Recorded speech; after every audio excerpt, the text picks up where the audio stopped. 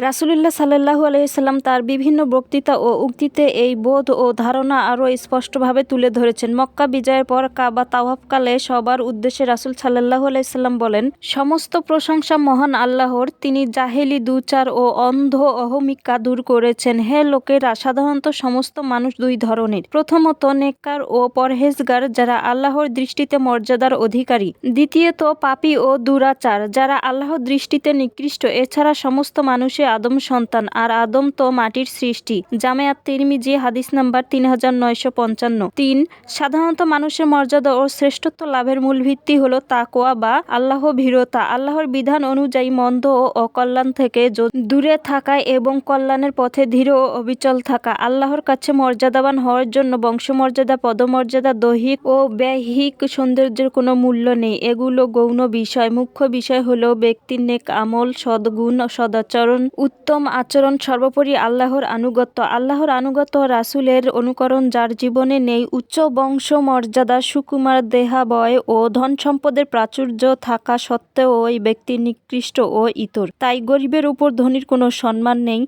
অনারবের উপর আরবের কোনো শ্রেষ্ঠত্ব নেই, কালোর উপর সাদার কোনো মর্যাদা নেই। সম্মান ও মর্যাদার একমাত্র মাপকাঠি হলো তাকওয়া তথা আল্লাহ ভীরতা। বিদায় হজ্জের ঐতিহাসিক ভাষণে আল্লাহর রাসূল সাল্লাল্লাহু আলাইহি সাল্লাম বলেন, ও হে মানুষ, সন্দেহাতীতভাবে তোমাদের প্রতিপালক এক ও অদ্বিতীয়। কোনো অনারবের ওপর আরবের এবং আরবের ওপর অনারবের, কোনো কৃষ্ণাঙ্গের ওপর শ্বেতাঙ্গের এবং কোনো শ্বেতাঙ্গের ওপর কৃষ্ণাঙ্গের শ্রেষ্ঠত্ব নেই। শ্রেষ্ঠত্ব একমাত্র মাপকাঠি আল্লাহ ভীতি। তোমাদের মাঝে তত্ত্বাধিক আল্লাহ ভীরু ব্যক্তি আল্লাহর কাছে সর্বাধিক মর্যাদাবান। বলো, আমি কি তোমাদের কাছে আল্লাহর বাণী পৌঁছে দিয়েছি? সবাই এক বাক্যে বলে উঠল, অবশ্যই হে আল্লাহর রাসূল। তিনি বললেন, তাহলে যারা এখানে উপস্থিত আছে তারা যেন অনুপস্থিত লোকদের কাছে এ বাণী পৌঁছে দেয়। একটি হাদিসে নবীজি বলেন, তোমরা সবাই আদমের সন্তান, আর আদমকে মাটি দিয়ে সৃষ্টি করা হয়েছে। লোকজন তাদের বাপ দাদার নাম নিয়ে গর্ব করা থেকে নিবৃত্ত হোক, তা না হলে আল্লাহর দৃষ্টিতে তারা নগণ্য কীট